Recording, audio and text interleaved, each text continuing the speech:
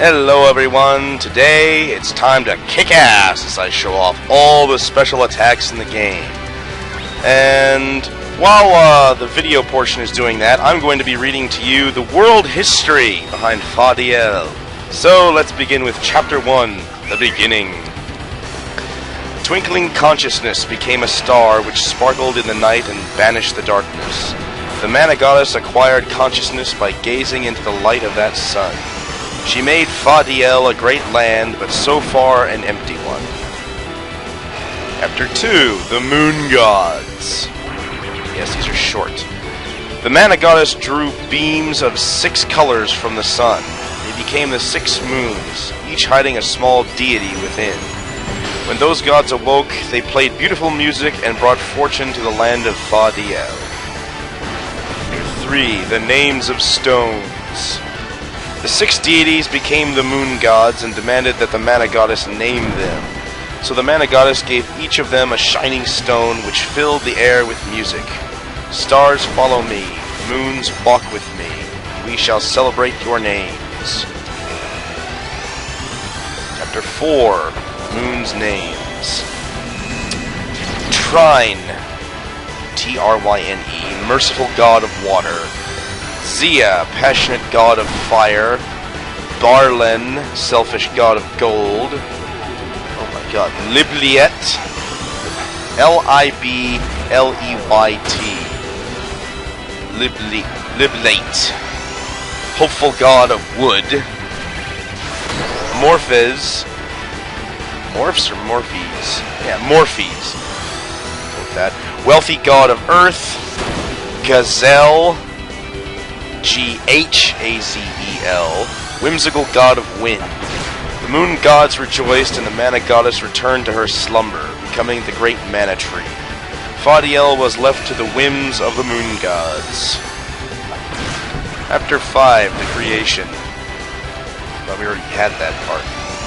The moon gods created land and ocean, trees and flowers, and gave them light and the power to determine their fate. The light became the elemental spirits riding in the sky. They released bountiful light and were full of desire to serve the moon gods' will. The moon gods then finally returned to slumber. Chapter 6, Flammies. If you played Secret of Mana, you should know what these are. Then a beautiful yet powerful beast appeared, awakening the moon gods. The moon gods named this beast of strength and beauty Flammy. Whenever one of the moon gods would fall asleep, another Flammy would appear. Eventually, Flammies of all 6 colors came to populate all the land. Chapter 7, Dark Clouds. Here we get into the good shit. The moon gods tried to outdo each other in creating beauty. Sometimes they argued, trying to follow the Mana Goddess's will and create many beasts. The dark clouds came to Fadiel, and the moon gods created greater beasts and set them loose upon the land. The Flammies often quarreled, and the cycle of creation and destruction repeated endlessly. Chapter 8, The Hole. Oh yeah. The trees withered, and the elemental spirits lost their luster.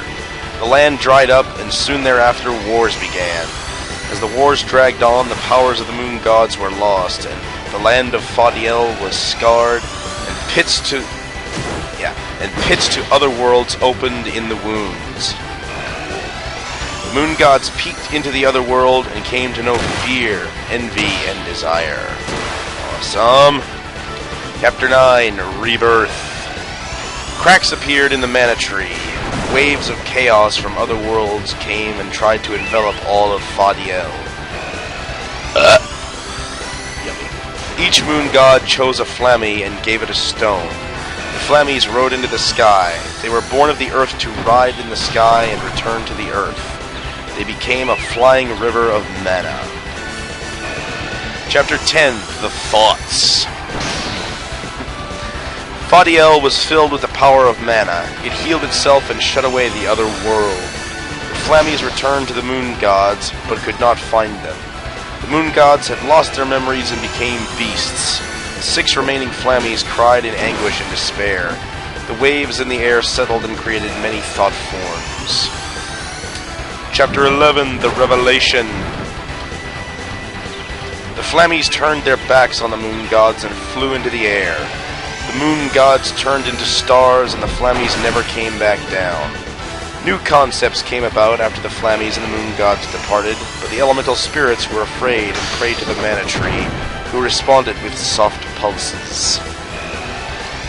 Chapter 12, The Prophecy. These formless beings will eventually be given forms so that they might live. They will be given the task of creating this world. The thoughts they think will shape the landscape. They will be born into this world in fear and sadness. Sometimes their thoughts may hurt this world, but you must help them build it. Who the hell was this meant for? Chapter 13, Man and Fairy. Soon, many new beings were born, such as men and fairies. Men used mana to power its creations. Fairies amplified the power of mana with song and dance. Then, from beyond the heavens, 6 colored beams of light shone down upon the land. 6 Flammies gazed upon Faudiel, and all life there prospered. A new age had begun. Happy times. Chapter 14, The Dark One. Oh, yay, the party's over. The Flammies of legend never returned from their heavenly climb. Below, many similar creatures came into being. For example, dragons reflected the Flammies' divinity, becoming a race of deep introspection. They took it upon themselves to protect Faudiel from its many foes. Chapter 15, The Fallen. Worms, W-Y-R-M-S, are rumored to be Flammies who have fallen into another world. Powerful mages summon them into this world. Worms possess the incredible powers of the Flammies, but they lack their nobility and grandeur. True Flammies are said to appear regal and divine, unlike dragons and worms, but no man can truthfully claim to have seen them. Chapter 16, The Work of Man. Humans were destined to reproduce and populate the land, and they developed the technology to build. Soon they gained dominance over all physical things. The humans who lived in this world come in different forms, but they are all humans. Some inherit their forms from their parents, while others are shaped through their experiences. I guess that explains why so many characters are friggin' animals. Chapter 17, The Work of Fairy. Fairies have transparent wings which are not used for flying and are shed during growth. Wait, so they just magically levitate then? Only young fairies are visible to humans, and their bodies fade as time goes on. Eventually, they become completely invisible to the human eye. Chapter 18, The Mana Tree. The Mana Tree sustained the bond between the world of humans and of fairies. Plants exist in both the human and fairy dimensions. They absorb the mana of Faudiel and release it into the atmosphere. Humans use trees for fuel and tools, harnessing their power within inanimate objects. Fairies use the mana released by plants to make Faudiel a better place. Now, these fairies seem like such nice creatures. Why are they so fucking grouchy all the time? Chapter 19, Sorcerers. Although not on par with the fairies, all humans could once harness the power of mana. The ability to draw on the power of mana was originally given to all humans equally, but many lost that ability by relying on machines, and losing touch with the natural world. Later, those with the power to draw mana were called mages. Why was this chapter called Sorcerers? Chapter 20, Anise. A-N-I-S-E. The Great Witch Anise was the first mage to go down in history. Anise bored a hole into the mana tree and built her laboratory there. The flow of mana into both human and fairy worlds was diverted. Anise constructed a jewel called the Eye of Flame using the vast amounts of mana in her laboratory. The Firestone brought out the evil in whoever touched it. Awesome! Chapter 21, Unknown Stones.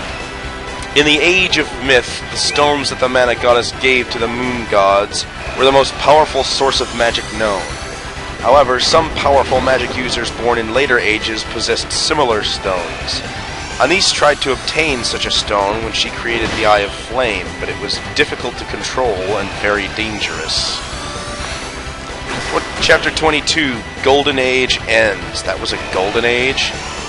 Soon, many others learned how to construct their own eyes of flame. The waves of mana became chaotic. The shadows clouded the hearts of man. These pulses tore rifts within the dimensions and sent waves of evil into the hearts of man. Cool. No longer was all life on the planet descended from the spirits. An age had ended. A world had fallen from its original purity. Yay! Chapter 23. Oh my god. Heraclius Aeon. Uraklius.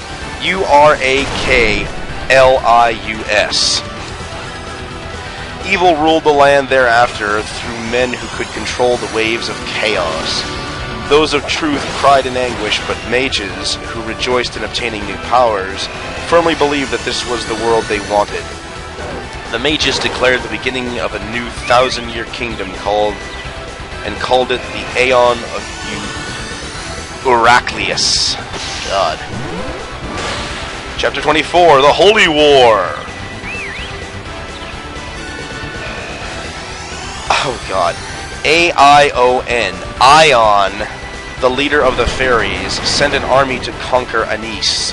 There, hundreds of Anis's mages battled thousands of fairy warriors. The battle was fought overnight, and almost all of the fairies were slain. Woo! The few remaining fairies continued their lives in the land of men. Well, that explains why they're so pissy about humans. Chapter 25, The Hidden. Although the fairies thought that all humans were enemies, they soon discovered that there were those in the land of men who could understand the fairies. With the help of the humans, they were again able to battle Anis and her mages. Eventually, they rose victorious. Unfortunately, during the fight, the mana tree burned to the ground. Oh, way to go! Chapter 26, Eyes of Flame. Although it was thought that many Eyes of Flame would be recovered from the ashes, only 3 were found. Ion was banished to the underworld. He refused to be reincarnated and became the Lord of the Underworld. Remember, Ion is the king of fairies who blah blah blah blah blah blah blah. Chapter 27, The Underworld. Ion, leader of the fairies. Just reiterated that. Ion, the leader of the fairies, created his new servants, the Shadows. Hey, you know those guys, right? Shadows were born from the thoughts of Ion, and they brought the newly departed to the underworld. From this time on, all departed souls are brought to the underworld to receive the judgment of its lord. Great. Every time a human dies, he has to go to the underworld and be judged by Ion, the leader of the fairies. You're screwed. Chapter 28, Seventh Moon. Anis was killed by a stone called the Seventh Moon. Legend has it that the fairy warrior who fought against Anis, a master of the Eye of Flame in her own right, bested her using this mysterious object. Okay. We get to find out who killed Anis. Chapter 29, A Brief Peace. After the holy war of the mana tree, the flow of mana to the world resumed. Before, mages would steal from others, using dangerous magic, but now the land produced enough for all. However, the surviving mages could not stand being equal to their fellow creatures. They sought magic that could make everything their own. You selfish bricks. Chapter 30, Mage's Tower. The mages started building towers at mana points all over Fadiel in order to regain the Eyes of Flame. They took action against the fairies who stood in the way of their plans. Whenever a tower was built, an army would come to destroy it. Such wars continued for hundreds of years. Soon, all of humanity came to think of fairies as evil beings. Yeah, when you're at war with someone for that long, you're bound to enter that kind of mindset. Chapter 31, Mountain School. Oh. Elise, who called herself Anuela, was the daughter of Anis. Oh, Anis Elise, okay? Called herself Anuela. She had the power to bring mundane objects to life. After fleeing her mother's self-righteous rule, she settled in the northern mountains and there created a group of dolls who would obey her every command. They came to be called magical beings, and her art was, oh my god, promulgated by mages who idolized her. Holy fuck, I need to look that one up. Promulgated. Promulgated. I've never heard that word before. Chapter 32, Artificers. There were two types of magical beings. One type was imbued with life, another type had hidden powers. The latter were called artifacts. Artifacts had weaker magical powers than Eyes of Flame, but were simpler to construct. Creating Eyes of Flame was fraught with accidents, so making artifacts became the most popular kind of magic.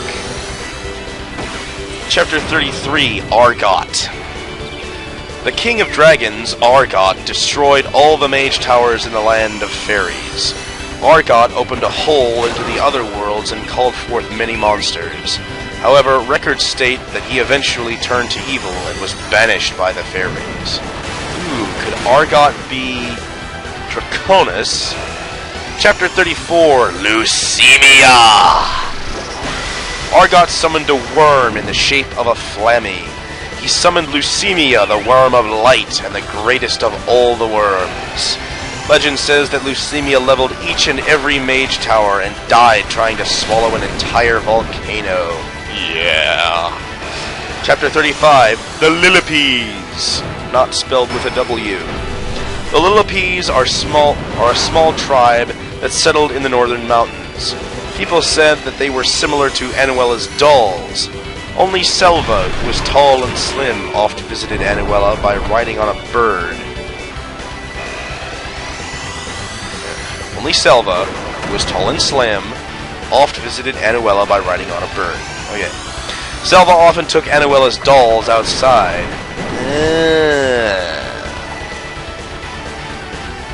Chapter 36, The Ashes. In a charcoal maker's hut, a little girl awaited her father's return. Her name was Magnolia, and her father made a living from hunting and from making charcoal. Selva gave this girl one of Anuela's dolls. Okay. Chapter 37, Anis's Fire. The doll that was brought into Magnolia's room had red stones as its eyes.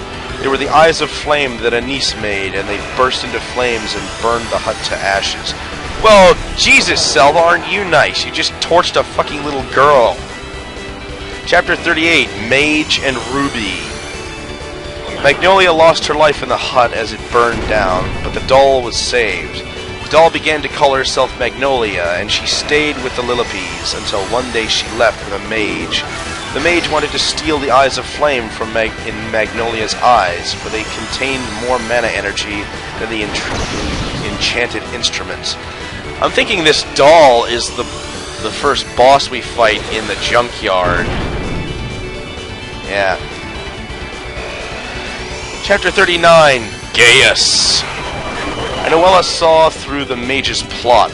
She left the northern mountain, then gave life to a rocky hill so the mage's caravan could not progress further. The living hill called itself Gaius, and its knowledge seemed deeper and more vast than Anuela's. Anuela called for Gaius's help and prepared for war. Doki. Chapter 40, The Conductor. All the fairies fought on Anuela's side, using many enchanted instruments. The mage's force fell apart against the power of the instruments with infinite mana power. Anuela came to be known as the player of the flying contrabass. There's another word I have to look up. And as the conductor among fairies. Chapter 41, Mage Halcyon. Hey! Gaius said that this guy's name wasn't in the history books. What the hell? Halcyon the Mage was the last one who stood against Anuela. He used a stone called the Seventh Moon and fought against Anuela, but the mages among his army began to quarrel over the stone's possession, and Halcyon left the force.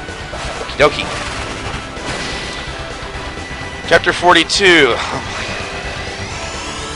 Gaimaswald. I think. Geimaswald.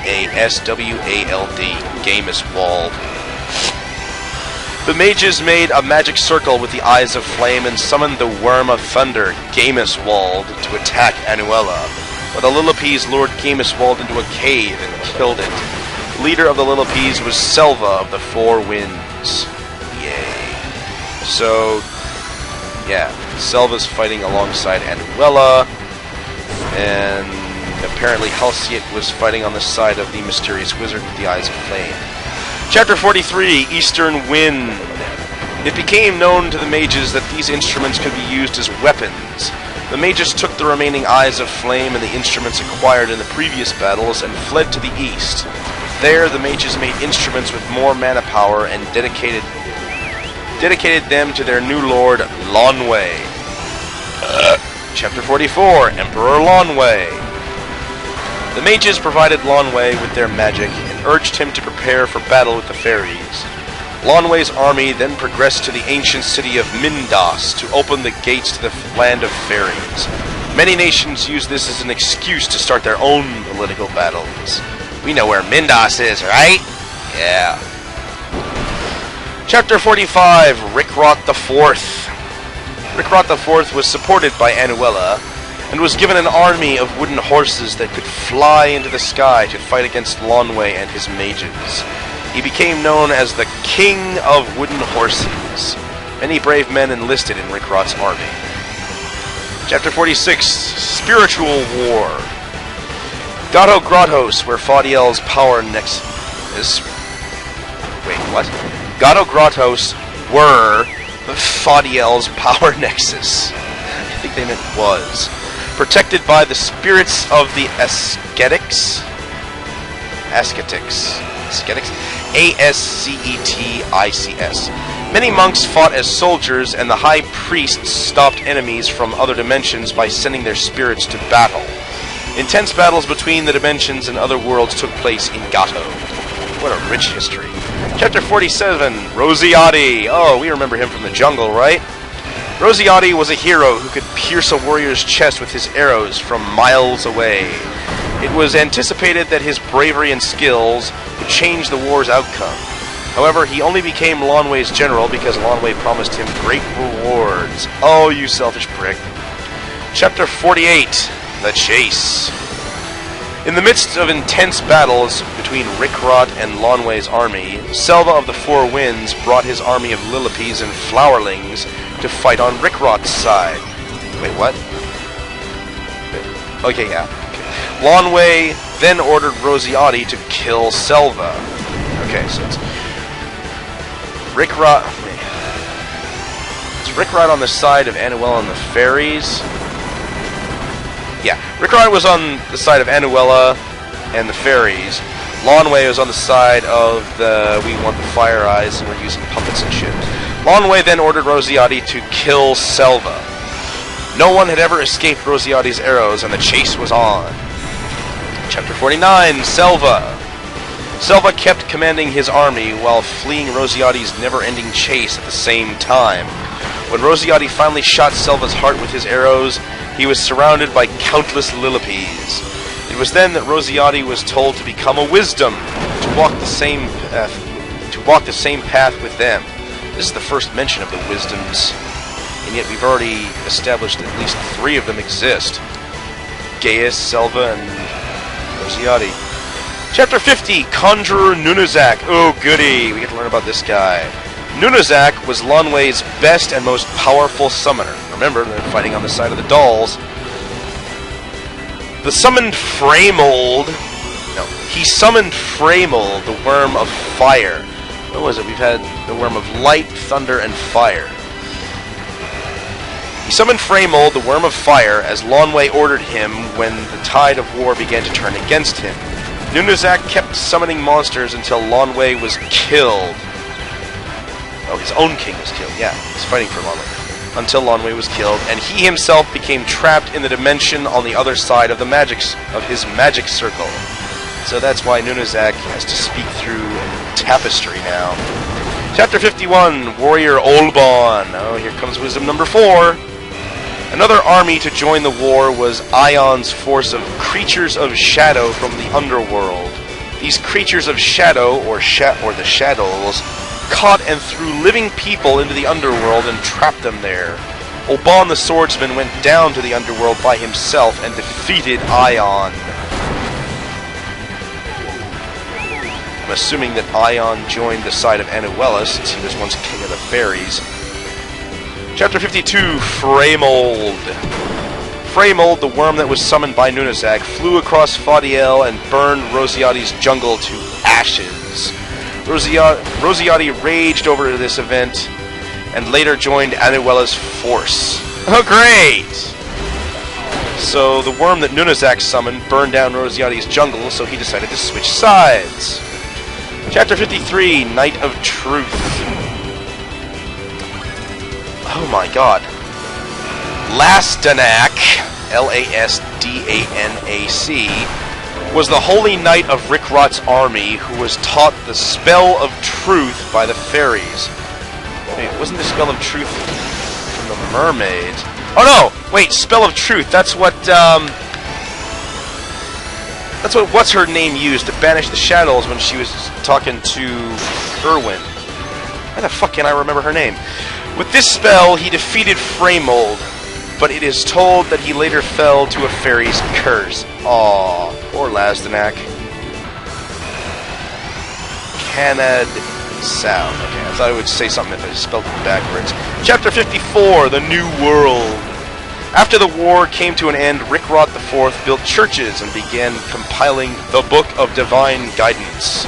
He also established the Academy of Magic with a portrait of the Great Witch Anise inside. With a portrait of the Great Witch Anise inside, I think they misplaced the commas, and summoned her spirit to it. Anuela was displeased by this event. How dare you? Right, because Anuela is actually Anise's daughter. So she basically summoned her mom into a painting. Chapter 55, Temple of Healing. The temples lost many of their monks and priests as they came under Rickrot's rule. All the male priests were taken and sent to the Academy of Magic as magic researchers to lessen resistance from the religious organizations. They keep talking about this magic school, and yet they have not mentioned Geo at all yet. Chapter 56, Anuela. In the years following the war, Rickrot sent soldiers to capture and kill off the surviving soldiers of Lonway's army, as well as the fairies. Wow, just fucking genocide all the way. Which he called the ones with devilish powers. Fairies are the ones with devilish powers. Okie dokie. Anuela left Rickrot and locked herself into a place named the Graveyard of Artifacts. Oh, that would be the junkyard. Oh wait, maybe Anuela is the fucking doll.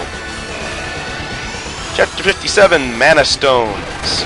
The 7th Mana Stone was desired for its mana power, and it appeared in history many times. Jumies were the first ones to be searched for the possession of the stone. This is the first mention we've had of the Jumies. It is said that an uncountable number of Jumies were hunted down and killed for this purpose. Oh, wonderful. Their first mention and they're already being exterminated. Chapter 58, Dirt. When Jumies were being hunted during the search for the 7th Mana Stone, they died after intentionally lessening the energy flow in their jewel cores. Many Jumies died this way to protect the secret of their clan, and mages began to call them lumps of dirt as a result. Well, that explains why Nunezak was talking to Esmeralda like that, since they're both probably ancient as fuck. Oh no, wait, I think Esmeralda would be a younger one, since she wanted to become a knight and had not achieved that yet. Chapter 59, Angels. There was a new movement in the land of fairies as Zufben became their leader. The spiritual waves of the two worlds were becoming magnified, and many expected the worlds to become one. Zufben lamented over the humans' corruption and called upon higher beings for help.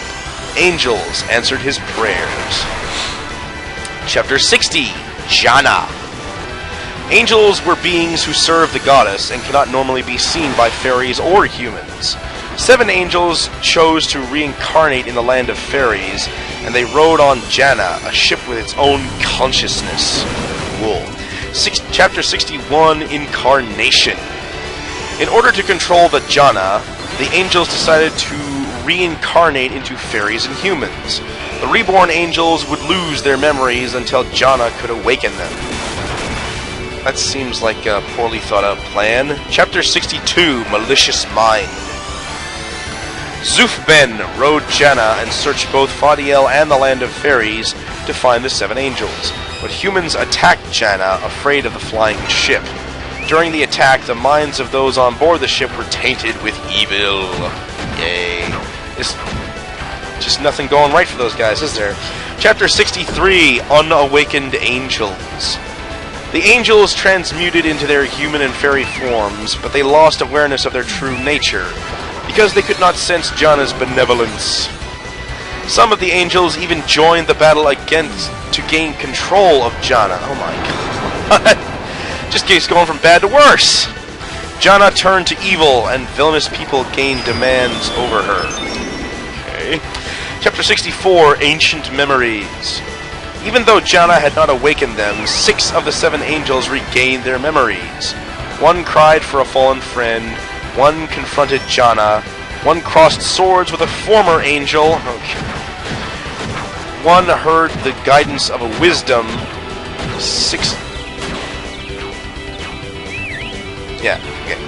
1 crossed swords with a former angel, 1 heard the guidance of a wisdom, 6 angels' memories were restored, but the 7th would never awaken. Why is there a colon there? Chapter 65, the 7th Angel. In the dreams of the 6 angels, a 7th angel appeared, but he did not answer the calls of the others. He was neither human nor fairy, but a Jumi. Both humans and fairies had used the Jumi to strengthen their magic in the war. Chapter 66, Janna's End. The angels gave up on retrieving Janna and chose to fight for the Jumi. Cool! With the help of the wisdoms, they built a ship to confront Janna and join the war. Is this the same fucking war between the frickin' fairies and the dolls? The angels defeated the leader of humans and Zufben, who had become an evil fairy. Oh. I forgot somewhere that Zufben was a fairy. I didn't catch that. And sealed Janna in the dimensional gap. Then they remained in Fadiel. Jesus. Chapter 67, Divine Guidance. As time went by, the rule for peace, which Rickrot started, changed to the peace for rule. The Book of Divine Guidance was used to propagate the Emperor's religious and political thoughts, and many heretics were hunted down by the Empire's army. It's the same Empire who had that ship sunk by L. Chapter 68, Deathbringer. Oh my god. Irzoil, I-R-Z-O-I-L-E, Irzoil Enanshulk, oh my god, E-N-A-A-N-S-H-A-L-C, Irzoil Enanshulk was the 15th Emperor of the Enanshulk Empire. God, these fucking names. And he was called the Deathbringer. He was a descendant of Rickrot Enanshulk, a hero in the era of the Fairy War, but his oppressive reign caused the Empire's fall. So Deathbringer was a hero in the era of the Fairy War, and blah blah blah. Okay. For a second there, I thought they were talking about the original Rickrot. Chapter 69, Holy Knight. The chivalric code which Rickrot IV established produced many legendary heroes in a short time period. Giulio Leote was the most accomplished knight in the Empire's army, and thus he was given the title of Holy Knight and became the guardian of the Empire. The Leote family passed this title down the line. Incidentally, Leote is Escad's last name. Let's see now. Chapter 70, The Halloways. To commemorate the souls of heroes lost during the war, Rickrot IV established shrines to the Mana Goddess and closed down most of the older temples aside from the one in Gato. The Holloway family was a line of priests, but under the rule of Rickrot's empire, its influence diminished. Why are we backtracking to Rickrot IV all the time when we skipped ahead to talk about Deathbringer? Chapter 71, Windcallers. The clan of Windcallers could speak to and control the wind. They lived quietly in a village by the base of Norn's Peak and kept their watchful eyes on any intruders that might disturb their way of life. Because they're guarding their fucking dragon deity at the top of the mountain. Chapter 72, the final chapter, Empire's Fall. Irizoil Enanshalk, the Deathbringer, desired immortality and sent his army to retrieve the dragon stones which the ancient dragons protected. His attempts failed and he lost his life as a result, but his overwhelming desire for immortality made Jajara, the bone dragon, choose him to become his dragoon. So the Deathbringer wanted to possess the mana stones, and instead he wound up becoming a guardian for them. That's great. And that is the final chapter of the history lesson. I hope you enjoyed watching all the cool attacks, and I enjoyed the history lesson. And I will see you next time. Bye-bye.